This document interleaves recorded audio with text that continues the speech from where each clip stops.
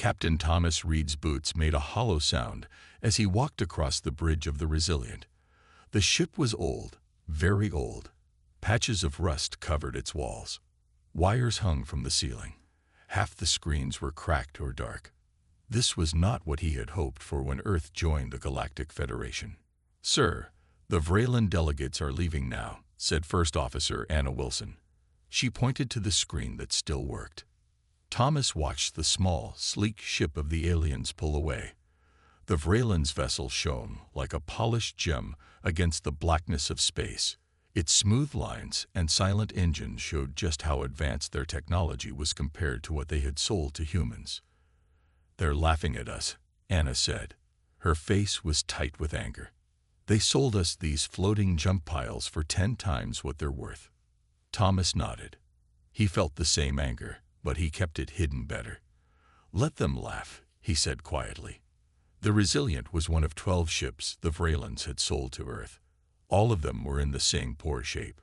All of them were at least a century old. They were warships once, but now they were barely fit to fly, let alone fight. Thomas looked out the main window. The other 11 ships floated nearby.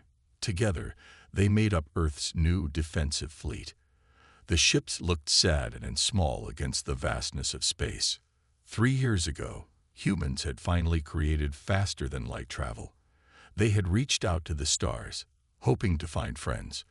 What they found instead was the Galactic Federation, a group of alien species who had been traveling the stars for thousands of years. Earth had asked to join the Federation. The aliens had agreed, but with rules. One rule was that Earth needed its own fleet of ships to protect its borders. The Vraylans, one of the oldest and most powerful species in the Federation, had offered to sell some of their old warships to Earth. What they didn't mention was that the ships were nearly falling apart. The price was incredibly high, but Earth had no choice. They needed these ships to join the Federation. "Captain, we're getting a call from Admiral Blake," called out the communications officer. Thomas straightened his uniform. "Put her through." The face of Admiral Eliza Blake appeared on the main screen.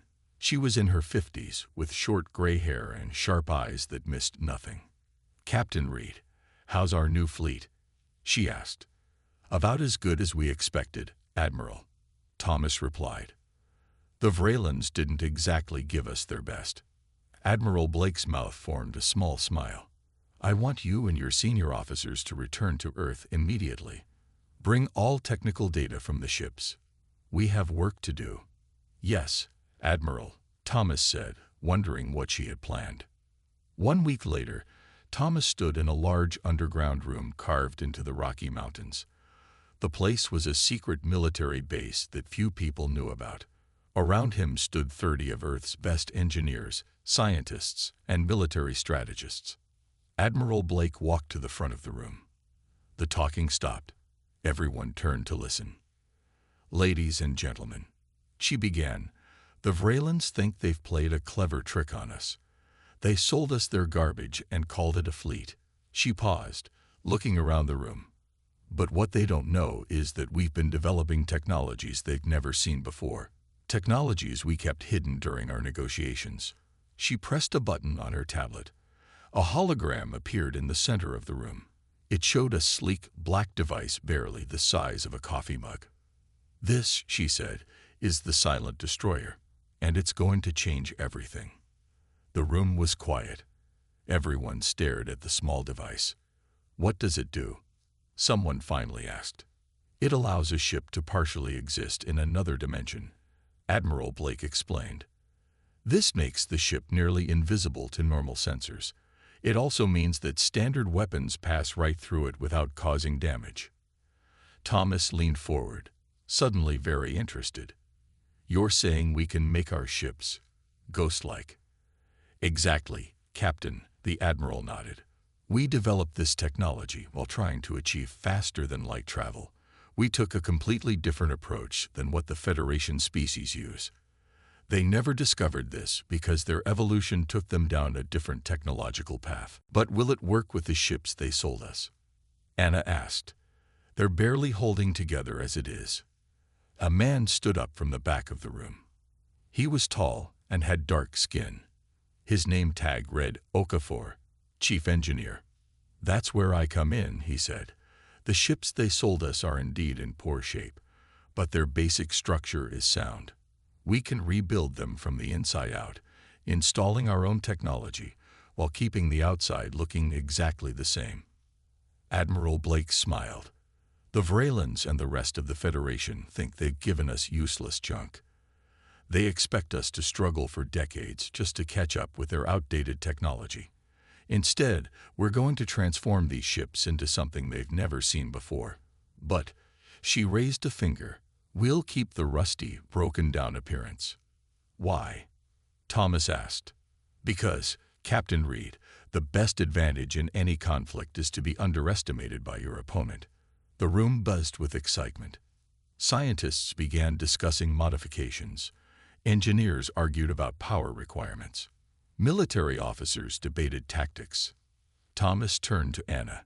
"This changes everything," he said. "If it works," she replied, still skeptical. Admiral Blake overheard them. "It will work, First Officer Wilson. Project Phoenix begins today." She looked at Thomas. "Captain Reed, your Resilient will be the first ship to be upgraded. I want you to oversee the process personally." Thomas nodded. "Yes, Admiral." As the meeting broke up, Thomas looked again at the hologram of the silent destroyer. Such a small device to place so much hope in. He thought about the smug faces of the Vralan delegates as they had handed over the keys to their rusted warships. They had thought they were taking advantage of humanity's desperation. They had no idea what was coming. "Let them laugh," he whispered to himself. For now, the moon Europa glowed blue-white against the massive backdrop of Jupiter. Hidden in its shadow, 12 Earth ships floated in a loose formation. From the outside, they still looked like junk, rusted hulls, mismatched patches, and faded markings. But inside, they were changing. Chief Engineer Marcus Okafor floated in the engine room of the Resilient, his magnetic boots turned off so he could reach the ceiling panels. 6 months of non-stop work had transformed the ship's insides. Where old, inefficient Vralan engines once sat, now Earth's advanced quantum systems hummed quietly. "Hand me the calibrator," Marcus said to his assistant Jack Reeves. Jack passed him the tool. "We're almost done with this section.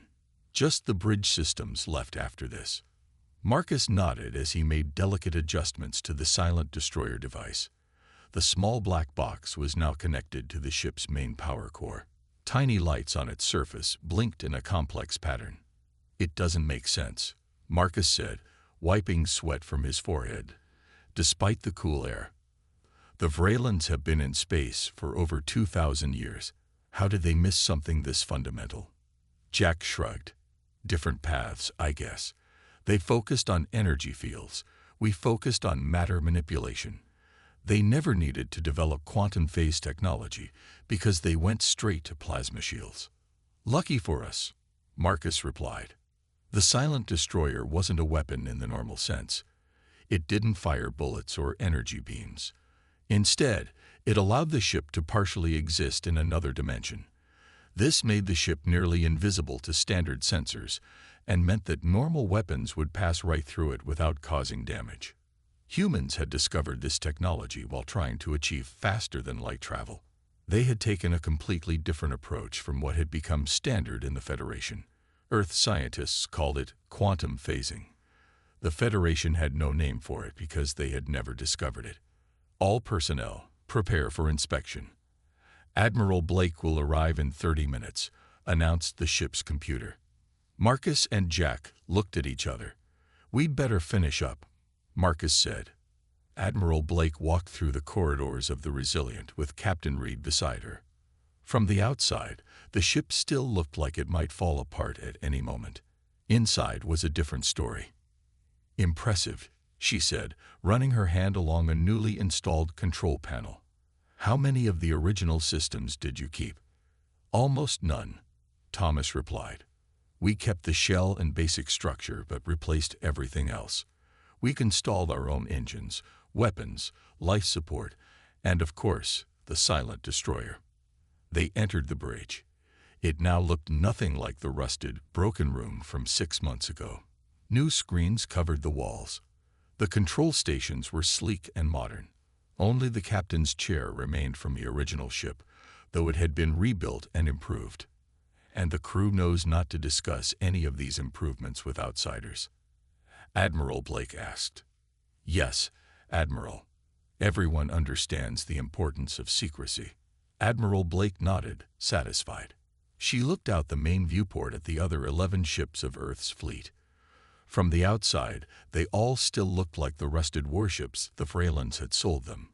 No one would suspect the advanced technology now hidden inside. Keep the exterior appearances exactly as they are, Blake ordered. Let them continue to underestimate us. Thomas nodded. Yes, Admiral. When will the fleet be ready for its first real test? Thomas turned to First Officer Anna Wilson, who had just entered the bridge. 2 more weeks, Admiral, Anna reported. The last ship should complete its upgrades by then. Good, Admiral Blake said, because we're going to need them sooner than expected. She activated the main screen. It showed a news report about the Meridian Trading Company, a Vraylan corporation that had been operating on Earth for 2 years. The company had been extracting rare minerals from Earth's crust, paying humans far less than they were worth on the galactic market. The Vraylans have refused our latest request to renegotiate the terms of the mining agreements, Admiral Blake explained. In fact, they've threatened to block our Federation membership application if we push the issue. Thomas frowned. They can't do that, can they? We've met all the requirements. They can, and they will, Blake said. The Vraylans have a lot of influence in the Federation Council. More importantly, they've sent 3 battle cruisers to Earth orbit as a friendly reminder of their power. Thomas felt his face grow hot with anger. So they sell us junk ships, steal our resources for almost nothing. And now they're threatening us with their real warships. That's exactly what they're doing, Blake confirmed. They think we have no choice but to obey. After all, what could we possibly do with our pathetic fleet of rusted warships? She smiled, and it was not a friendly smile. That's where they're wrong, she continued. In 3 weeks, we're going to teach them, and the rest of the Federation, a lesson about underestimating humanity. She turned to face Thomas and Anna. Captain Reed, First Officer Wilson, your ship will lead the demonstration. The Resilient will be our silent destroyer. Thomas stood straighter. We won't let you down, Admiral. After Admiral Blake left, Thomas and Anna remained on the bridge, looking out at the stars. Do you think we can really stand up to the Freylans? Anna asked quietly. Even with our new technology, they have centuries of experience in space warfare. Thomas thought about the arrogant Vraylan delegates who had handed over the keys to the rusted ships with barely hidden smirks on their alien faces. They think they know everything about us, he said. They think they know everything about what's possible in space. They're wrong on both counts. He sat in the captain's chair, the only visible piece of the original ship that remained on the bridge.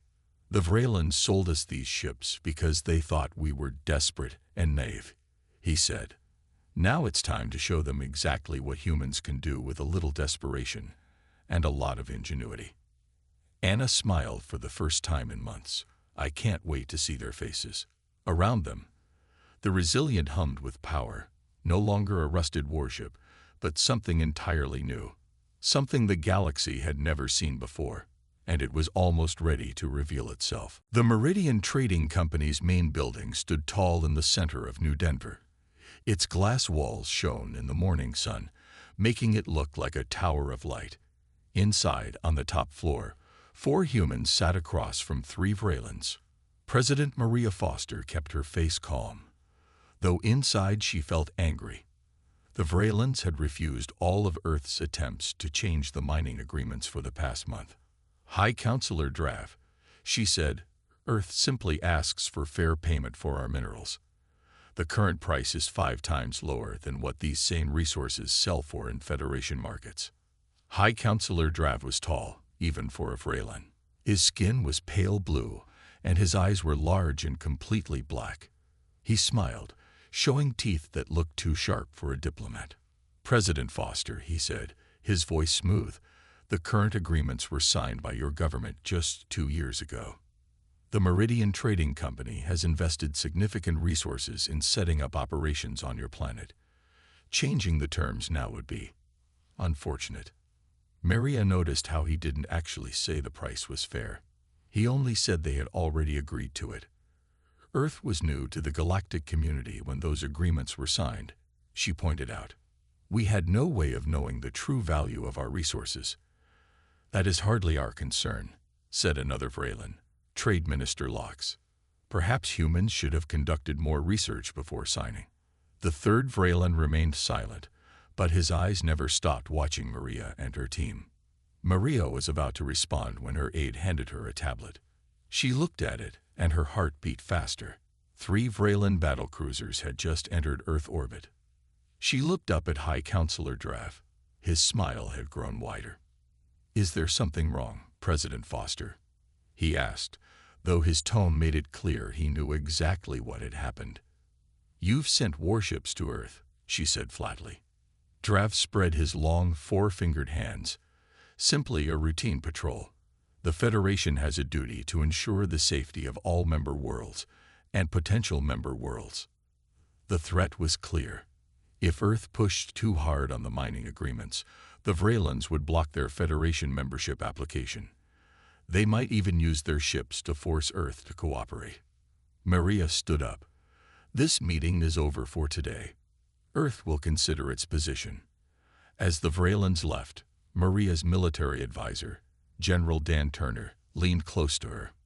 "They're not even trying to hide the threat," he muttered. "No," Maria agreed. "They don't think they need to. Call Admiral Blake immediately." Admiral Blake stood in the secure communication room beneath the Rocky Mountains. On the screen in front of her, President Foster's face showed both anger and worry. "They sent 3 battle cruisers, Eliza," the president said. "Class 4 warships with full weapons arrays. Our sensors detect they've activated their shields."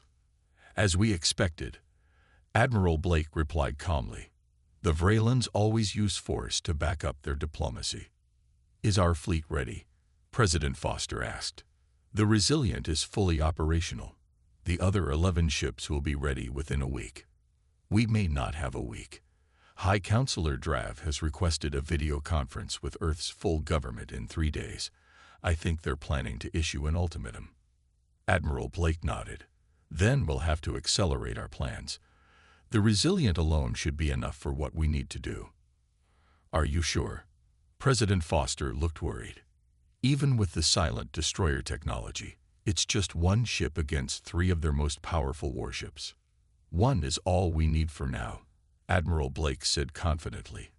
"Besides, Captain Reed and his crew have been training for this scenario specifically." "Very well," President Foster sighed. "But be careful, Eliza. If this goes wrong." "It won't," Admiral Blake assured her. "Operation Silent Response begins now." High Counselor Drav smiled as his image appeared on the large screen in Earth's United Government Chamber. Behind him, the other members of the Vraylan Trade Council sat in a semicircle. "President Foster, esteemed members of Earth's government," he began, "I hope you have had time to reconsider your position on the mining agreements." Maria Foster stood tall. Around her sat the representatives of Earth's nations and regions. "High Counselor, Earth has indeed reconsidered," she said. "We have decided that the current agreements must stand for now." Drav's smile grew wider. "A wise decision. The Meridian Trading Company values its relationship with Earth. However," Maria continued, "we request a gradual adjustment in pricing over the next 5 years to bring payments in line with Federation standard rates." Drav's smile disappeared. "That is not acceptable. The agreements will remain exactly as they are for the full 10-year term."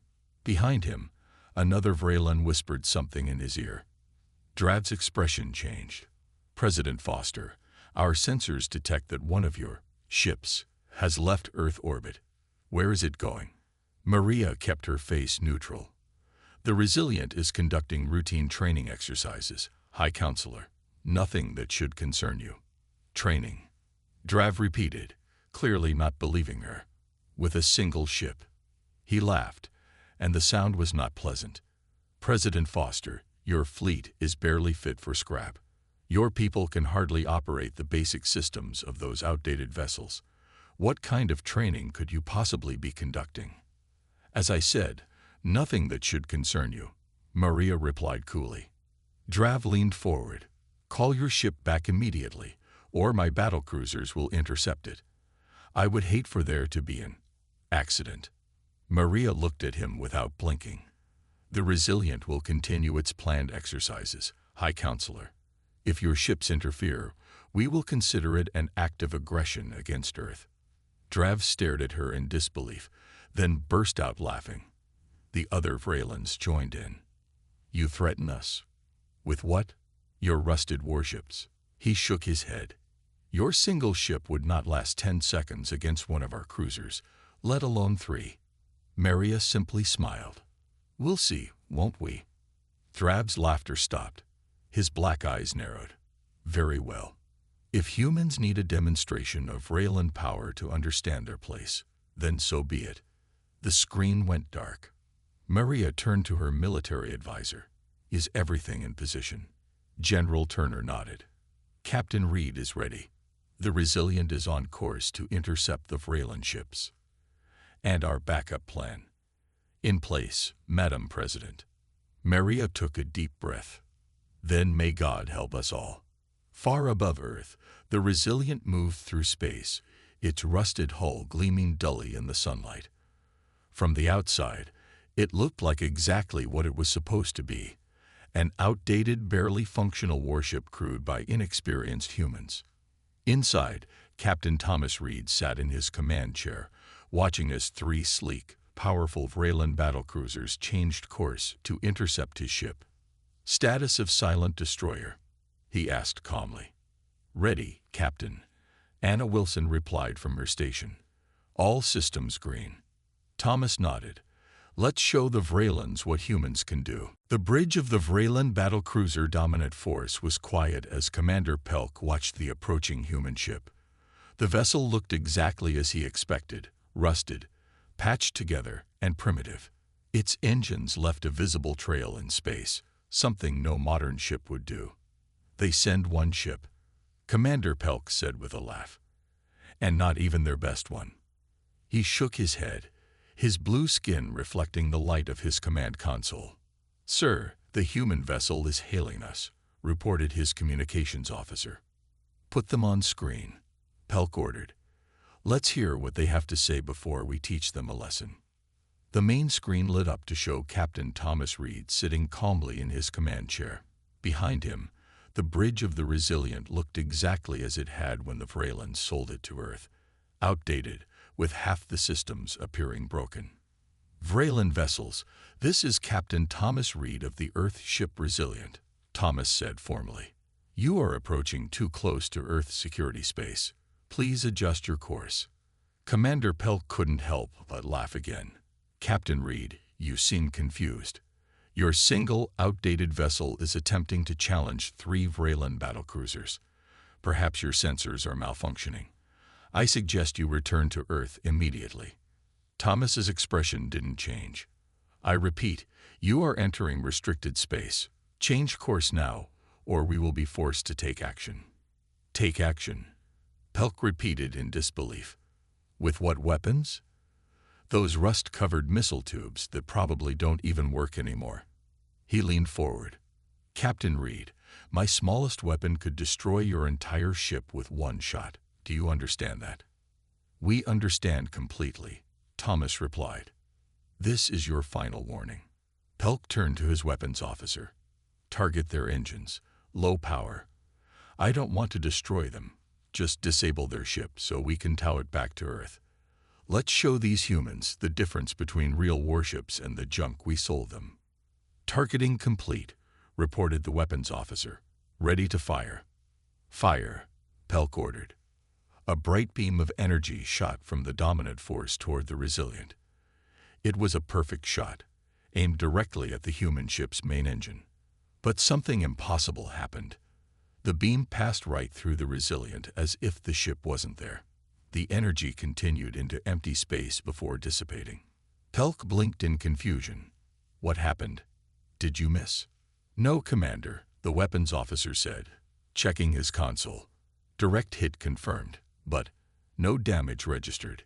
Impossible. Fire again, full power this time. The weapon fired again. The same thing happened. The beam passed through the human ship without causing any damage. Scan that vessel again, Pelk ordered, his voice rising. What kind of trick is this? Sir, said the science officer, our scans show. I don't understand. The ship is there, but also not there. It's as if it's partially in another dimension. On the screen, Captain Reed smiled for the first time. Commander Pelk, allow me to introduce you to the silent destroyer. On the bridge of the Resilient, Thomas felt a moment of satisfaction as he watched the confusion on the Vreeland commander's face. The silent destroyer was working perfectly. Weapons status, he asked. Quantum phase cannons charged and ready. Anna reported from her station. We can fire at any time. Thomas nodded. Target their weapons systems only. Minimum power needed to disable them without causing serious damage. Targeted, Anna confirmed. Ready to fire. Thomas took a deep breath. This would be the first real test of Earth's new weapons in combat. Fire. The Resilient shuddered slightly as the quantum phase cannons fired. Unlike the Vreeland's energy beams, these weapons were almost invisible, just a slight ripple in space that traveled from the Resilient to the dominant force. The effect was dramatic. The Vreeland ship's weapon arrays sparked and went dark. Secondary explosions rippled along its hull. Direct hit, Anna reported. Their weapons are offline. Target the second ship, Thomas ordered. Same protocol. One by one, the Resilient disabled all 3 Vreeland battlecruisers. Their weapons, shields, and engines were now non-functional. The mighty warships floated helplessly in space. Thomas opened the communication channel again. Commander Pelk, your ships have been disabled. Your weapons, shields, and engines are offline. You are now at our mercy. Pelk's face showed a mixture of shock, fear, and anger. What have you done? What is this technology? This is impossible. Not impossible, Thomas replied calmly. Just something you never discovered. While you were busy laughing at our rusted warships, we were busy improving them. You can't do this, Pelk shouted. This is an act of war against the Vreeland Empire. No, Thomas shook his head. This is a response to your aggression. You sent battle cruisers to threaten Earth. You refused fair payment for our resources.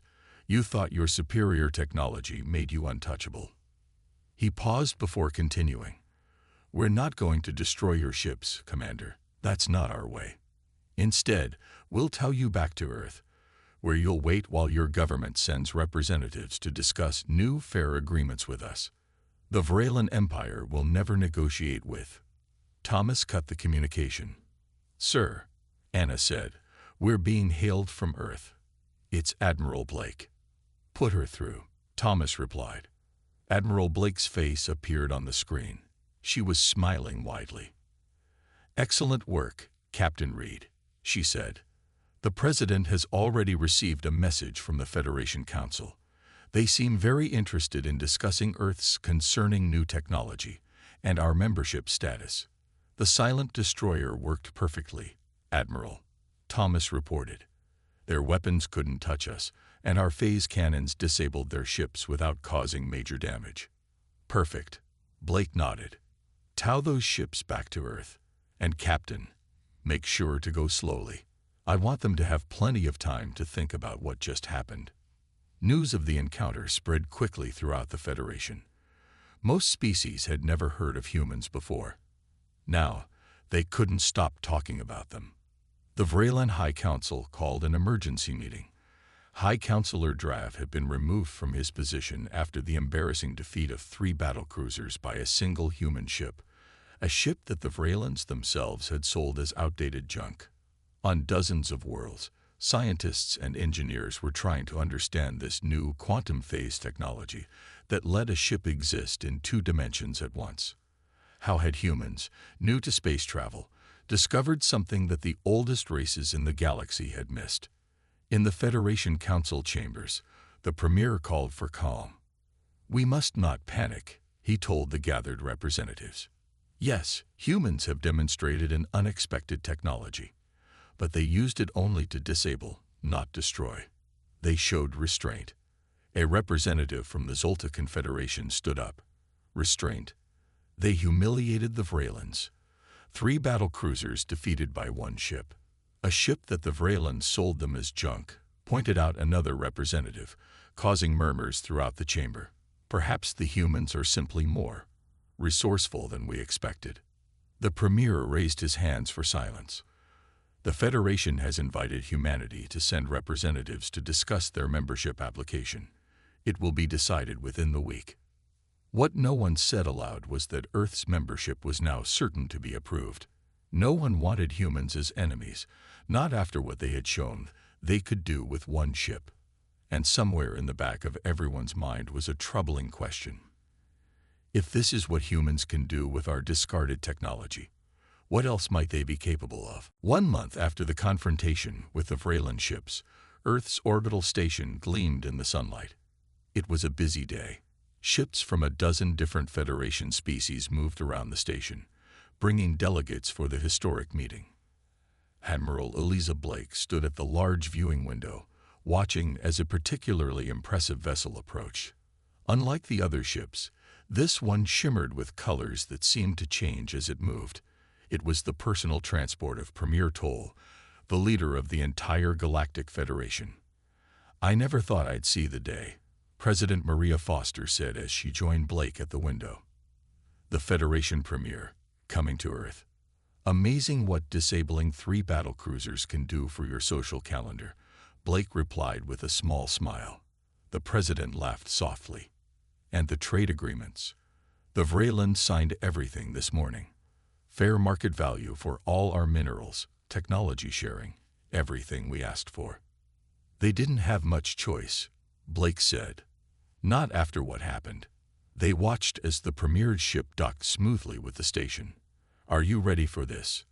the president asked. Blake nodded. "Captain Reed and the Resilient are standing by." The Premier wanted to see our ships up close. "Still looking as rusty as ever on the outside?" Foster asked with a smile. "Of course," Blake replied. "Some appearances are worth keeping." The meeting room on the orbital station was large and circular. The walls were made of clear material that showed the stars outside. Earth representatives sat on one side of the table. Federation delegates sat on the other. At the head of the table was Premier Toll. The Premier was unlike any being the humans had seen before. His body was crystalline, catching light and breaking it into beautiful patterns that danced across the room. When he moved, it looked like flowing water made of glass. "Earth has surprised us," Premier Toll said, his voice somehow both deep and musical. "In my 500 years, I have rarely seen such a dramatic entrance to the galactic community." President Foster nodded respectfully. "We did not intend to cause disruption," Premier Toll. "We only wish to protect our sovereignty and ensure fair treatment. By creating technology the Federation's oldest races never discovered," the Premier said. His tone wasn't angry, just curious. "The Vreelands assured us you were centuries away from developing dimensional technology. We took a different path," Admiral Blake explained. "During our attempts to achieve faster-than-light travel, we explored many possibilities the Federation races had already abandoned." "So it seems," the Premier said. "I must ask, how many other different paths have you explored that we should be aware of?" President Foster smiled diplomatically. "That would depend on the nature of our relationship moving forward, Premier." The crystalline being made a sound like wind chimes, a laugh, the humans realized. "Well said, President Foster." The Premier's body shifted, creating new patterns of light. "The Federation Council has voted unanimously to accept Earth's membership application, effective immediately." Murmurs of approval came from the human side of the table. Additionally, the Premier continued, "We have required the Vraylan Empire to offer fair compensation for their misleading business practices regarding the warships they sold you." "That won't be necessary," Foster said, surprising many in the room. "Those ships served our needs perfectly well." The Premier's crystalline form rippled, the equivalent of raised eyebrows. "Indeed, even though they were outdated and in poor condition. Sometimes," Admiral Blake said quietly, "what appears to be a disadvantage can become an advantage if viewed correctly." The Premier turned to her. "The Silent Destroyer. A most interesting name for your technology. Not just a weapon, but a philosophy." Blake nodded. "An old human strategy. Appear weak when you are strong." "Fascinating," the Premier said. "I believe the Federation has much to learn from humanity." After the formal meetings ended, Premier Tall requested a private tour of the Resilient. Only Captain Reed, Admiral Blake, and the Premier were allowed on board. As they walked through the corridors of the ship, the Premier observed everything carefully. "From the outside, it still appears as the Vraylan sold it to you," he noted. "Yet inside, complete transformation," Captain Reed confirmed. "We kept the exterior appearance intentionally." They reached the engine room, where the Silent Destroyer device hummed quietly. The Premier studied it for a long time. "Such a small thing," he said finally, "to change the balance of power so dramatically." He turned to Admiral Blake. "You could have used this technology to destroy those Vraylan ships completely. Why didn't you?" "That's not who we are," Blake replied simply. "We wanted to defend ourselves, not start a war." The Premier's crystalline body shifted again, catching the light in new ways. "In my centuries of life," he said, "I have seen many species join the Federation. Some came as conquerors, others as refugees. Some brought great technology, others great wisdom. But few have made such an impression in so short a time." He moved closer to the Silent Destroyer device. "May I ask, are there other innovations your people have developed that might surprise us?" Blake smiled. "As President Foster said, that depends on our relationship moving forward." The Premier made the wind chime sound again. "I believe this will be the beginning of a most interesting friendship."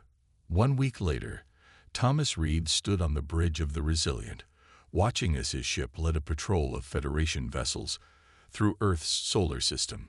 It was a joint exercise, the first of many planned between Earth and other Federation members. "How does it feel?" Anna Wilson asked as she joined him by the viewport. "What?" he asked. "Going from being laughed at to being respected. All those ships out there. Some of them are from the oldest species in the galaxy, and they're following our lead." Thomas watched as the Federation ships moved in perfect formation behind the Resilient. Its hull was still rusted and patched, a reminder of how the Vraylans had tried to trick humanity. "It feels right," he said finally. "But this is just the beginning." "What do you mean?" Anna asked. Thomas smiled. "Admiral Blake told me this morning. The other 11 ships in our fleet are being assigned to different Federation patrol groups to share expertise, they say. But really, to see what else we might be capable of." Anna finished for him. "Exactly." Thomas looked out at the stars. "They're studying us now, trying to understand what other secrets we might have." "And do we have other secrets?" Anna asked curiously. Thomas thought about the secure facility under the Rocky Mountains, where Earth scientists were already working on new technologies based on what they had learned from the Federation's data archives. "I suppose time will tell," he said with a small smile. "But one thing is certain. No one will underestimate humanity again." The Resilient continued forward, leading the way, its rusted hull now a badge of honor rather than a mark of shame. The Silent Destroyer had shown the galaxy that appearances could be deceiving, and that humanity's greatest strength was not its weapons, but its ability to turn disadvantage into advantage. The stars stretched out before them, endless with possibility. The end. The stars looked like tiny dots on a black canvas as the human ship Horizon moved slowly through the emptiness of space. Captain James stood on the bridge, his eyes fixed on the main screen. He was a tall man with short gray hair and a face marked by years of space travel. "Captain, I'm picking up something strange," said Officer Ryan, who was in charge of the ship's scanners. His fingers moved quickly across the glowing panel in front of him. "What is it?" James asked, walking over to Ryan's station. "It's a ship, sir, but it's not answering any of our calls, and it's not in our database." James frowned. They were far from any known space routes. Finding another ship here was unusual. "Show me." The main screen changed to show a massive vessel drifting silently in space. It was at least 5 times bigger than the Horizon. Its dark hull seemed to swallow the light from nearby stars, making it look like a shadow against the backdrop of space. Strange marks covered its surface, possibly writing in an unknown language. "Any life signs?" James asked. "None that we can detect, sir," Ryan replied. "The ship appears to be dead." The door to the bridge opened, and Engineer Marcus walked in. He was younger than James, with dark skin and clever eyes that missed nothing. Behind him came Science Officer Alina, her red hair tied back, and Security Officer Thorne, whose hand never strayed far from his weapon. "What did you find?" Marcus asked, looking at the screen. "A ghost ship," James said. "No life signs, no response to our calls." Alina moved to one of the science stations and began running her own scans. After a few minutes, she looked up with excitement in her eyes. "Captain, the technology on that ship is unlike anything we've ever seen. The energy readings are off our charts, even though most systems seem to be dormant." "Could it be dangerous?" Thorne asked, ever cautious. "Anything unknown is potentially dangerous," Alina said. "But think about what we could learn from it." James thought for a moment. Their mission was to explore and gather knowledge. This strange ship was exactly the kind of discovery they were looking for, but Thorne was right to be careful. "What do we know about its weapons?" James asked. Ryan checked his readings again. "The ship has what appear to be weapon ports along its hull, very advanced. If they were to activate, they could probably destroy us in seconds. But they're not active now." James pressed. "No, sir. Most of the ship seems to be in some kind of sleep mode." James made his decision. "We're going to investigate. Thorne, prepare a boarding team.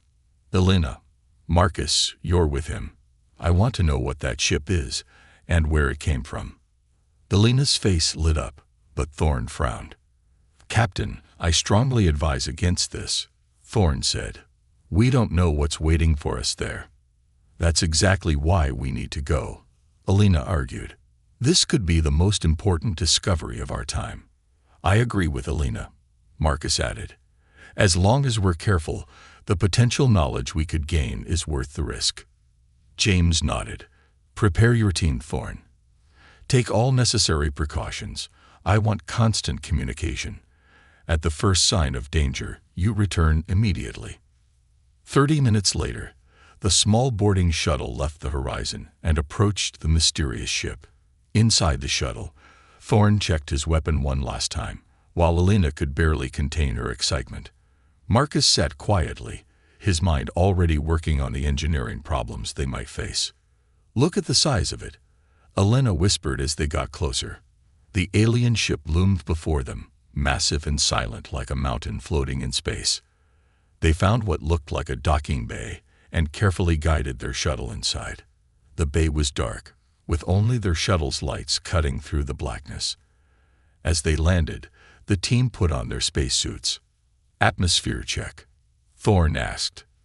"There's air," Marcus confirmed, looking at his scanner. "It's breathable, but thin. Better keep our suits on for now." They stepped out of the shuttle into the vast docking bay. Their lights revealed rows of smaller craft, alien in design, parked neatly along the walls. Everything was covered in a fine layer of dust. "How long has this ship been drifting?" Thorne wondered aloud. "Years, maybe centuries," Alina replied, running her hand along one of the alien craft. These ships look like they were built for speed. Maybe fighters. This whole place feels like a warship, Thorne said, his voice tense. Look at the design. Efficient. Nothing wasted. Built for a purpose. They made their way out of the docking bay into a long corridor. Strange symbols covered the walls, glowing faintly with a blue light. Can you read any of this? James asked over their communication link. Not yet, Alina replied. But the symbols seem to be reacting to our presence. They're getting brighter. As they moved deeper into the ship, they found more evidence of its military nature. Rooms filled with what looked like weapon storage, areas that could only be firing ranges for training. But strangely, they found no crew quarters, no command center. Where is everyone? Marcus asked. A ship this size would need hundreds of crew members. Maybe they abandoned it, Thorne suggested. They reached a massive door at the end of a corridor. Unlike the others they had passed, this one was sealed tight. Can we open it? Alina asked. Marcus studied the control panel beside the door. I think so. The ship's systems seem to be in a low-power state, but they're still functioning. He worked on the panel for several minutes, then stepped back as the massive door began to slide open slowly. A soft humming filled the air, growing louder as the door revealed what was behind it. They stood frozen, staring at the enormous chamber beyond the door. It was filled with rows upon rows of strange, transparent pods, each big enough to hold a human-sized being. A faint light pulsed within each pod, like a heartbeat. What is this place? Thorne whispered. Before anyone could answer, the lights in the chamber suddenly brightened. The humming grew louder. All around them, the ship was coming to life. Captain, Thorne called urgently over the comm. Something's happening. A ship is activating. Get back to the shuttle, James ordered. Now. But as they turned to leave, the door slid shut behind them. They were trapped. The ship's systems are waking up, Marcus said, checking his scanner. Power levels rising all over the vessel. On the walls, the strange symbols glowed brighter, changing patterns rapidly as if communicating. One by one, the pods in the chamber began to pulse with stronger light. Captain, we can't get out, Thorne reported. The doors locked us in. In the silence that followed, they heard a new sound, a deep, resonating tone that seemed to come from everywhere at once. It filled the chamber, vibrating through their bodies. What is that? Alina asked, her voice barely audible over the tone. I think, Marcus said slowly, the ship is talking to us. The tone changed, becoming a series of patterns. The symbols on the walls flashed in response. It's some kind of language, Alina realized. She pulled out her scanner and began recording. Suddenly, the ship shuddered. Through the small windows in the chamber, they could see space outside beginning to move. The stars shifted position. Captain, Thorne called urgently. The ship is moving. We can see it, James replied, his voice tense. It's changing course. And its weapon systems are coming online. The ghost ship, silent for who knew how long, was awake now, and it was preparing for battle. Light years away, on the bridge of a massive warship, Admiral Dorn of the Voran fleet stared at the urgent message on his screen. His scaled skin paled to a light green as he read the report again. It cannot be, he whispered. His second-in-command, Officer Krell, approached with caution. Admiral, what is wrong? Dorn pointed a clawed finger at the screen. The destroyer has returned. Krell's eyes widened. Impossible. It vanished centuries ago. Our long-range scanners have detected it. The energy signature is unmistakable. Dorn stood up, his tall frame towering over the other officers on the bridge. Alert all battle stations. Prepare the fleet. We must destroy it before it awakens fully. As the Voran ship erupted into activity, Dorn walked to the large window overlooking space. The destroyer was a nightmare from Voran history, a vessel that had appeared without warning 300 years ago. It had turned 15 Voran worlds uninhabitable in less than a month before mysteriously disappearing. "We will not allow history to repeat itself," Dorn vowed. Back on the alien ship, Marcus was working frantically to understand the control panel next to the sealed door. Thorn stood guard with his weapon ready, while Alina studied the strange pods filling the chamber. "Any progress?" Thorn asked, his voice tense. "Not yet," Marcus replied. "The systems are unlike anything I've seen before. It's like they're organic somehow." Alina's voice called from across the room. "You need to see this." They joined her at one of the transparent pods. Inside was not a weapon as they had feared, but a collection of what looked like plants and soil samples. "This isn't a weapons storage," Alina said, excitement in her voice despite their situation. "It's some kind of biological sample chamber." Marcus frowned. "But the ship's design, everything we've seen points to a warship." "Maybe not," Alina said. "We've been seeing what we expected to see. Those rooms we thought were weapon storage. What if they're seed vaults? And those firing ranges could be testing grounds for different environments." Captain James's voice came through their comms. "Whatever it is, you need to find a way out now. We're picking up multiple ships approaching fast, and they don't look friendly." Thorn checked his scanner. "The ship's weapons are active, but they haven't fired. It's like it's waiting for something." Suddenly, the strange symbols on the walls began to glow brighter. The ship hummed with increasing power. "I think I've got it," Marcus said, his fingers dancing over the control panel. "The ship's language is based on mathematical patterns. I've been trying to communicate using our standard codes, but..." The door slid open. "How did you do that?" Thorn asked. Marcus looked puzzled. "I didn't. I think the ship understood what we're trying to do." They moved quickly back into the corridor, which was now fully lit. The symbols on the walls pulsed as if guiding them. "Follow the lights," Alina suggested. "I think it's showing us where to go." On the bridge of the horizon, Captain James watched with growing concern as a fleet of alien ships appeared on their scanners. The vessels were sleek and clearly designed for combat, with multiple weapon ports glowing with energy. "They're hailing us," Ryan reported. "Open a channel," James ordered. The screen flickered to show a tall, reptilian being with scaled green skin and vertical pupils. Behind him, a busy bridge crew worked at various stations. "Human vessel," the alien said, its voice deep and hostile. "You have awakened the destroyer. Remove your people immediately or be eliminated with it." James stood straight, trying to project confidence. "I am Captain James of the Earth vessel Horizon. We mean no harm. We found this ship abandoned and are merely exploring." "That ship brought death to 15 of our worlds." The alien cut him off. "It will not do so again. You have 10 minutes to evacuate your people before we open fire." The communication ended abruptly. James immediately opened a channel to his team. "Thorn, Alina, Marcus, you need to get out now. We have alien vessels threatening to attack in less than 10 minutes. "We're trying, Captain," Thorn replied. "The ship is taking us somewhere."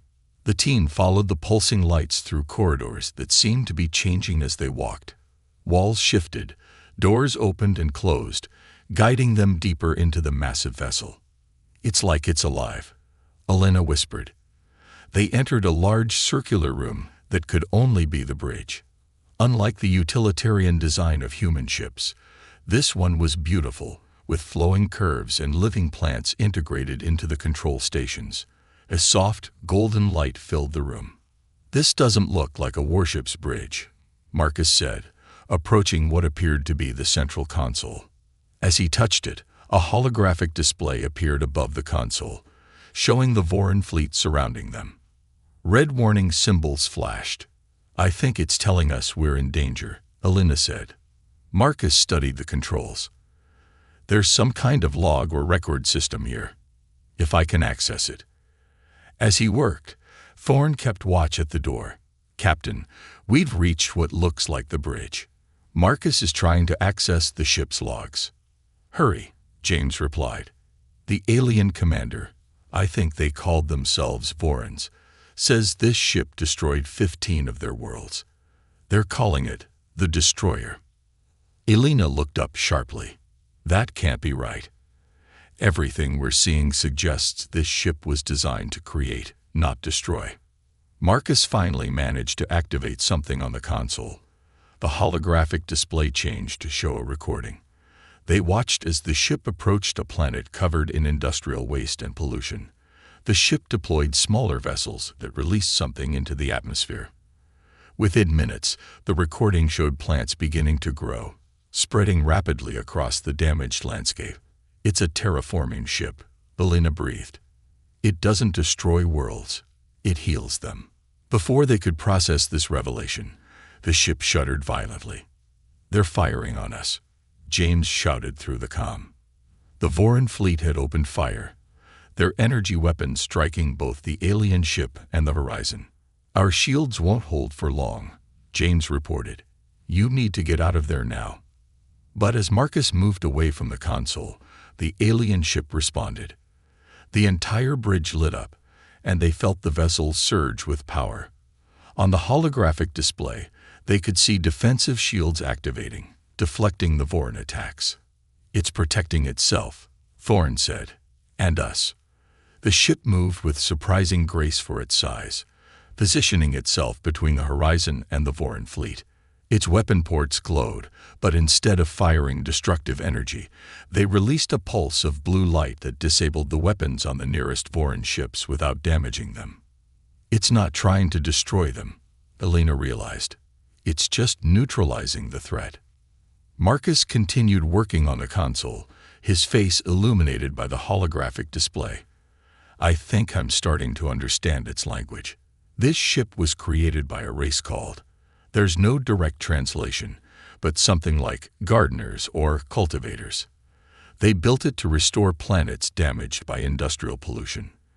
Then why do the Vorons see it as a destroyer? Thorne asked. Marcus found another recording and played it. It showed Voron ships attacking the alien vessel as it approached one of their planets. The recording then showed the same planet before and after the ship's intervention, changing from a toxic wasteland to a thriving ecosystem. I think I understand, Elena said slowly. The Vorons were deliberately polluting their planets for some reason. This ship came and reversed the damage against their will. They see it as destruction because it undid what they were trying to achieve. The ship shuddered again as more Voron weapons fire hit their shields. We need to find a way to communicate with the Vorons, James said over the comm. Tell them the truth before it's too late. As if in response to his words, the central console opened, revealing a crystal that glowed with inner light. Marcus reached for it hesitantly. I think, he said, this is how we speak to the ship. Marcus stared at the glowing crystal in the console. It pulsed with a gentle blue light, almost like a heartbeat. Should I touch it? He asked, looking at Elena and Thorne. It could be dangerous, Thorne warned, his hand on his weapon. Elena moved closer, studying the crystal. I don't think it means us harm. This ship could have killed us many times already if that was its intent. The ship shuddered again as more Voron weapons hit its shields. We don't have much choice, Marcus said. Captain, I'm going to try to communicate with the ship directly. Be careful, James replied through the comm. Our shields are failing. We can't hold out much longer. Taking a deep breath, Marcus placed his hand on the crystal. Immediately, a warm sensation spread up his arm and into his mind. Images flashed before his eyes. Planets being healed, ecosystems restored, life blooming in places that had been dead. Then he saw the Vorons, centuries ago. They were mining their planets for rare minerals, leaving toxic wastelands behind. The ship, which called itself the Garden of Dawn, had been sent to repair this damage. The Vorons had fought back, calling the ship a destroyer of their industry. Marcus pulled his hand away, gasping. I saw its memories. The ship, it's called the Garden of Dawn. It was built to heal planets, not destroy them. Did it show you how to communicate with the Vorons? Thorne asked urgently. I think so, Marcus said, turning back to the console. "It wants to establish a direct link to their ships." Working quickly, Marcus used the knowledge the ship had shared with him. The holographic display changed, showing Admiral Dorn's face. "Voran vessel," Marcus began. "Please cease fire. This ship is not what you think it is." Dorn's scaled face showed surprise, then anger. "Humans, you dare to control the destroyer." "We don't control it." Elena stepped forward. "We just understand what it truly is. This isn't a weapon of destruction. It's a terraforming vessel designed to heal damaged planets." "Lies," Dorn hissed. "Our history records the devastation it brought to 15 Voran worlds." "Those records are wrong," Marcus said firmly. "Or they were changed. We've seen the ship's own memories. It came to restore your planets after they were damaged by mining operations." The Admiral's eyes narrowed. "The old mining operations. That was before my time. But our records are clear." A younger Voran officer appeared beside Dorn, whispering urgently in his ear. The Admiral's expression changed. "Admiral," the young officer said, loud enough for the humans to hear, "there are protests on 3 homeworlds. The old stories are spreading again. The ones our government tried to suppress." "What old stories?" Elena asked quickly. The young officer looked at her. "Stories that the ship you're on was a healer, not a destroyer. That our ancestors drove it away because it interfered with the mining corporation's profits." Dorn pushed the younger officer aside. "Enough. These are just tales told by environmentalist rebels." Another violent blast rocked both ships. On the holographic display, they could see more Voran vessels joining the attack. "Admiral," Captain James cut in, his face appearing on a separate screen. "I don't know what the truth is about your history, but I do know that neither this ancient ship nor my vessel has fired a single destructive shot at you. We've only used defensive measures. Does that seem like the action of a destroyer?" Dorn hesitated, clearly conflicted.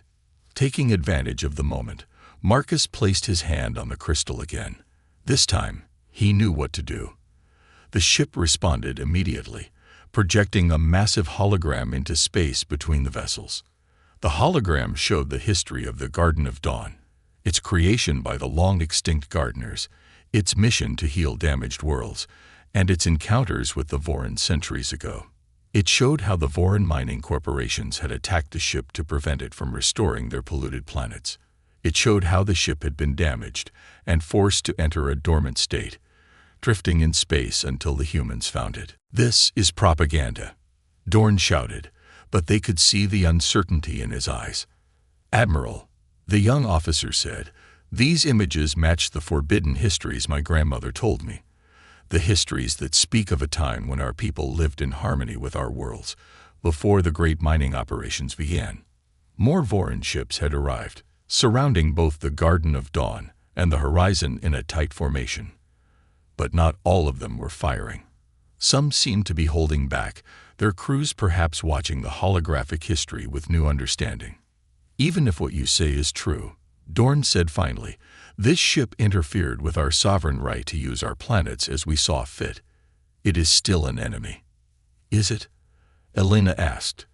"Look at what happened to those 15 worlds after they were restored. Are they not now the most prosperous planets in your system? Are they not the homeworlds of your most healthy and successful populations?" The Admiral did not answer, but his silence spoke volumes. On the bridge of the Garden of Dawn, Marcus felt the ship communicating with him again. This time, it showed him how to access its most important systems. "This ship can help your people," Marcus told the Admiral. "It can teach you how to restore your worlds without losing the resources you need. The gardeners who built it didn't believe in denying progress. They believed in sustainable progress." The firing from some of the Voran ships had stopped completely now. The younger officer was speaking urgently to others on his bridge, and similar conversations seemed to be happening throughout the fleet. "Admiral Dorn," a new voice broke in. An older Voran appeared on the screen, wearing elaborate robes. "I am Elder Traz of the High Council. We have been monitoring this exchange. The historical records this ship provides match our secret archives. The truth has been hidden for too long. Dorn looked shocked.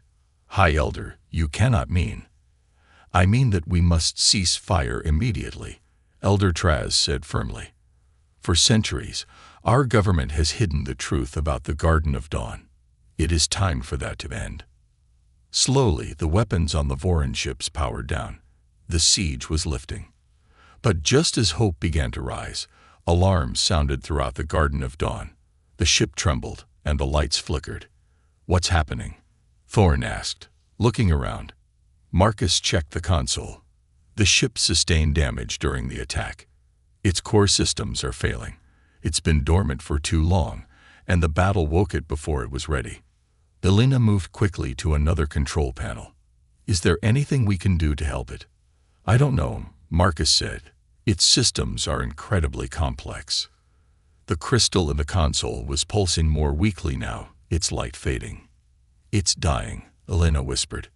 Outside, the first rays of a nearby star began to touch the hull of the ancient vessel. The ship had drifted into the light of dawn. And as the light grew stronger, something unexpected began to happen. As the first light of dawn touched the ancient ship, its hull began to change. The dark metal that had made it look like a weapon of war slowly transformed. Where there had been sharp angles, there were now gentle curves. Sections that had appeared to be weapon ports opened like flower petals, revealing crystal panels that caught the starlight and broke it into beautiful colors. Look, Elena gasped, pointing at the holographic display that showed the ship's exterior. The Garden of Dawn was living up to its name. In the light of the nearby star, it was revealing its true form, not a warship, but a vessel of life and beauty. It's absorbing the starlight, Marcus said, checking the readings on the console. The ship is solar-powered. That's why it was dormant for so long in the darkness of deep space. A crystal in the console pulsed stronger now, its blue light becoming golden as it filled with energy. The ship's trembling stopped, and the alarms fell silent. On the bridge of his flagship, Admiral Dorn watched in amazement as the feared destroyer transformed before his eyes. "This is impossible," he whispered. But Elder Traz nodded slowly. "It is as the old story said. The ship of dawn changes with the light." Inside the Garden of Dawn, Marcus placed his hand on the crystal again. This time, the connection was stronger, clearer. The ship's history flowed into his mind in greater detail. "I can see it all now," he told Elena and Thorn. "The gardeners built this ship to travel the galaxy, healing worlds damaged by war or industrial pollution. They visited thousands of planets over centuries. What happened to them?" Elena asked. "The gardeners, I mean." Marcus's face grew sad as the ship shared more of its memories. They died out. A plague swept through their homeworld and colonies. The few who survived uploaded their knowledge into ships like this one and sent them out to continue their work. So this ship has been alone, carrying on its mission without its creators. Thorn asked, his usual caution softened by sympathy.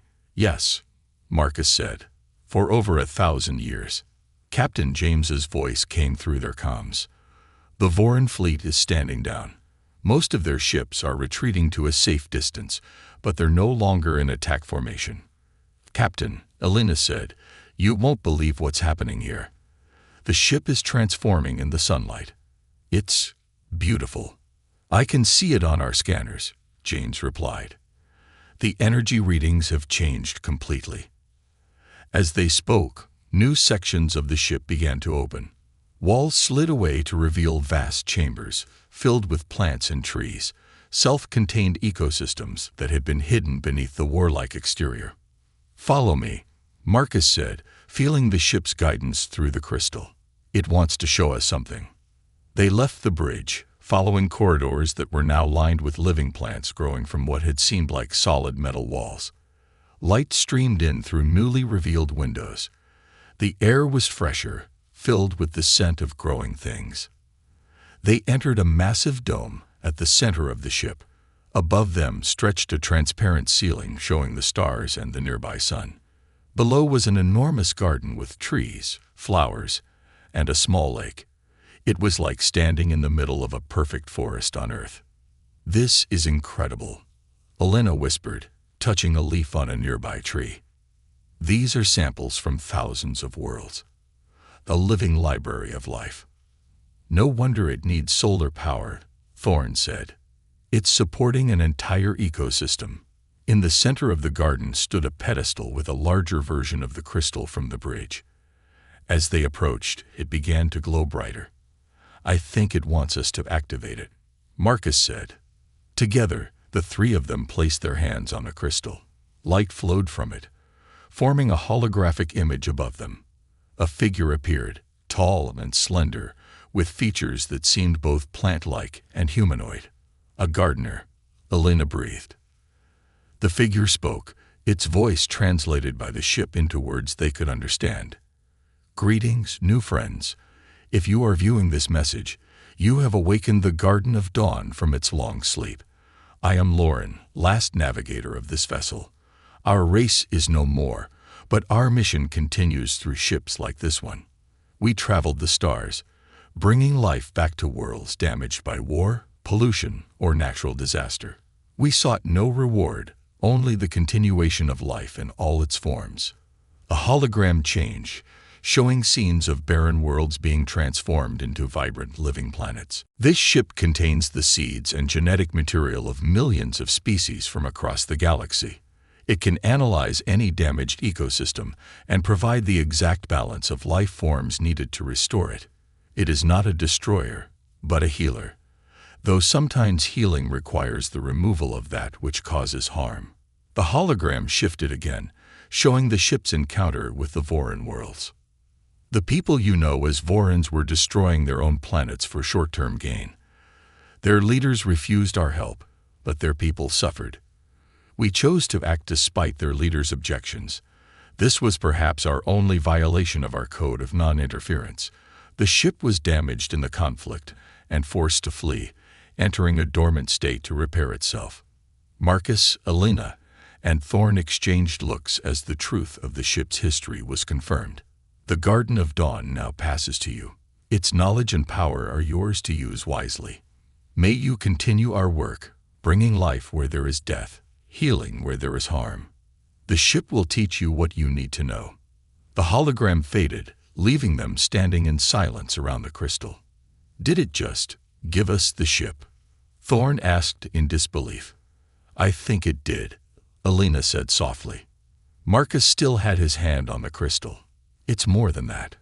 It's asking us to continue its mission, to become the new gardeners." Their conversation was interrupted by Captain James's urgent voice on the comm. "Team, we've got a situation. The Voran ships are coming back." They rushed to a nearby window. Through it, they could see that the Voran fleet was indeed returning, forming a circle around the Garden of Dawn and the horizon. "Are they preparing to attack again?" Thorne asked, reaching for his weapon. "No," Marcus said, feeling the ship's thoughts through his connection to the crystal. "The ship doesn't sense any hostile intent." A communication request flashed on a panel near them. Marcus accepted it, and Elder Traz's face appeared. "Humans," the Elder Voran said, "what you have revealed today has shaken the foundations of our society. For centuries, our government hid the truth about the Garden of Dawn and its mission. The corporations that destroyed our worlds for profit twisted the narrative, making this ship of healing into a monster in our history." The Elder bowed his head. "We have much to atone for. Many of our worlds still suffer from the damage of that time. Others have been restored but are poorly managed. We would request the aid of the Garden of Dawn once more."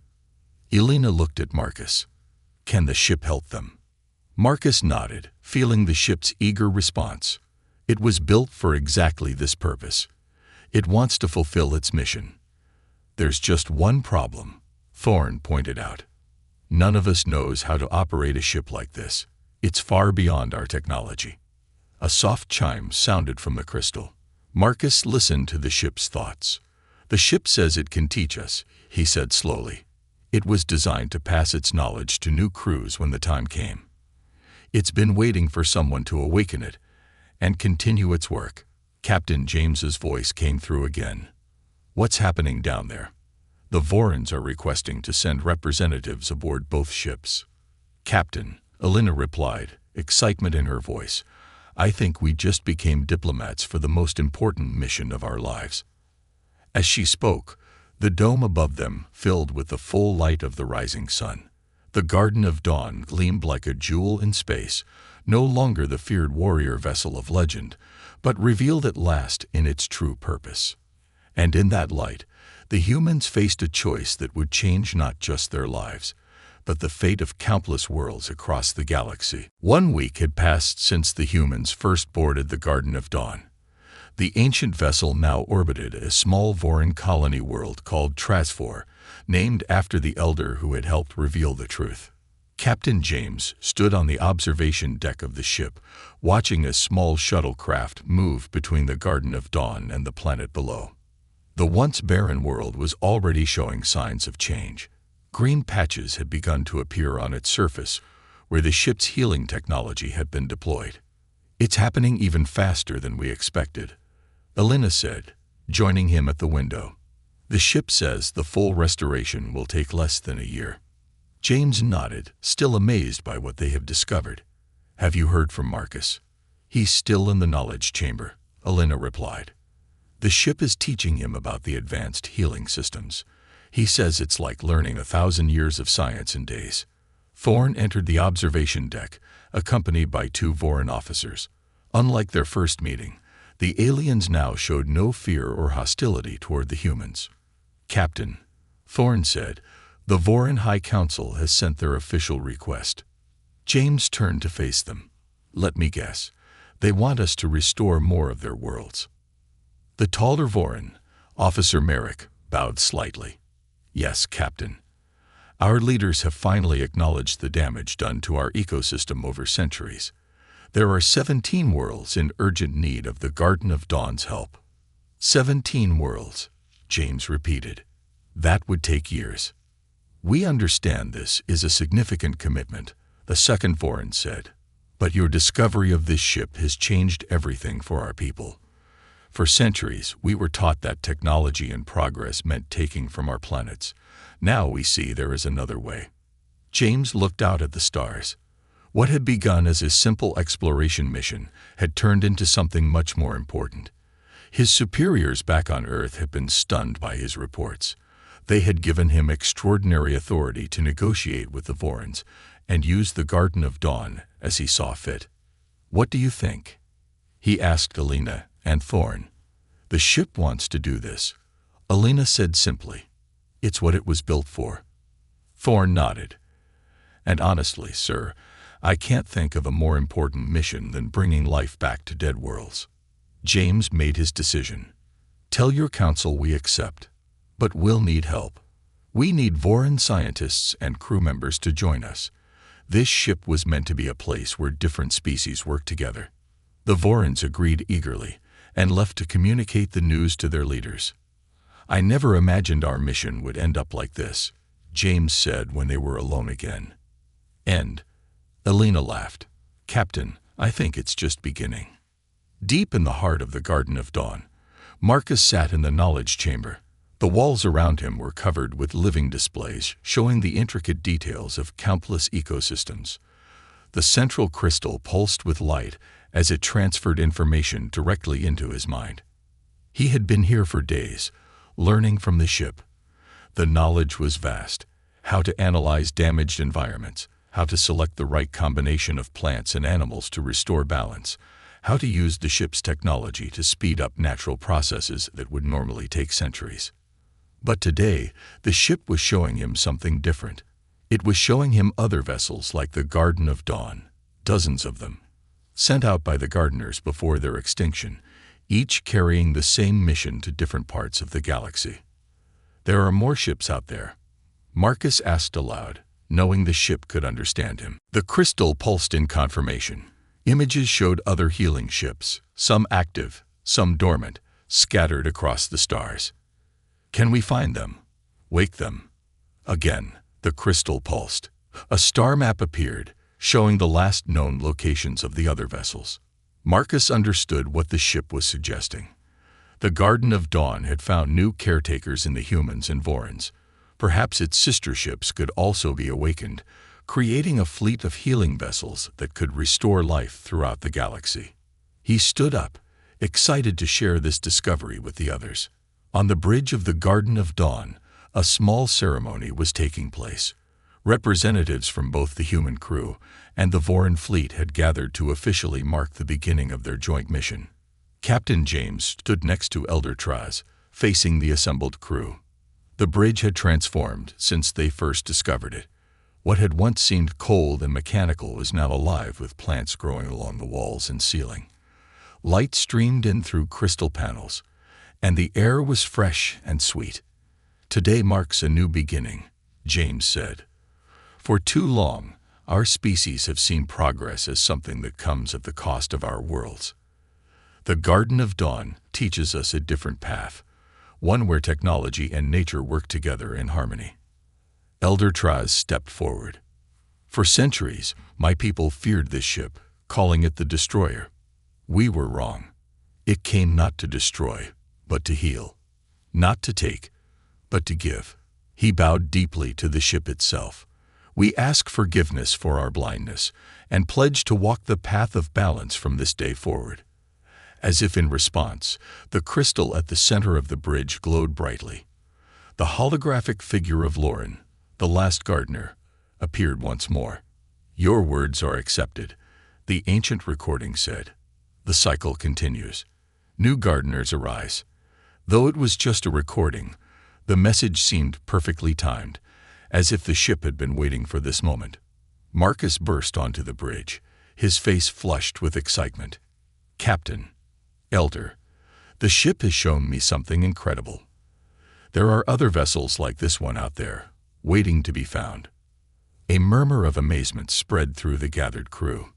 "A fleet of healing ships," Elena whispered. "Imagine what we could accomplish." James looked at Elder Traz, who nodded in understanding. Their mission had just grown much larger. "First, we restore the Voron worlds as promised," James said. "Then, we search for the other ships."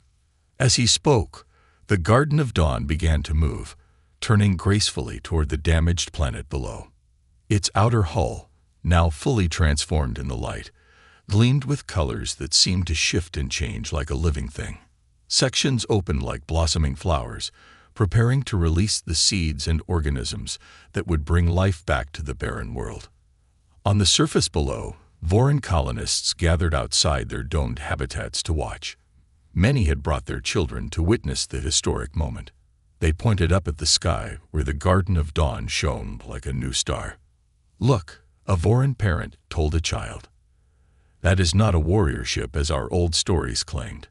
It is a healer, a maker of worlds." "Will our planet be green again?" the child asked. "Yes," the parent replied. "The dawn is breaking on a new age for our people." Above them, the ship that had been feared as a destroyer for centuries began its work of creation. Light streamed from its open sections, carrying the seeds of life down to the waiting world. And standing on the bridge, humans and Vorons together watched as the first new forests began to grow on the planet below, spreading like a green wave across the land that had been dead for generations. The Garden of Dawn had found its purpose once more, and with it, both species had found a new path forward, not as conquerors of worlds, but as their caretakers and healers. The dawn had truly broken on a new age for all,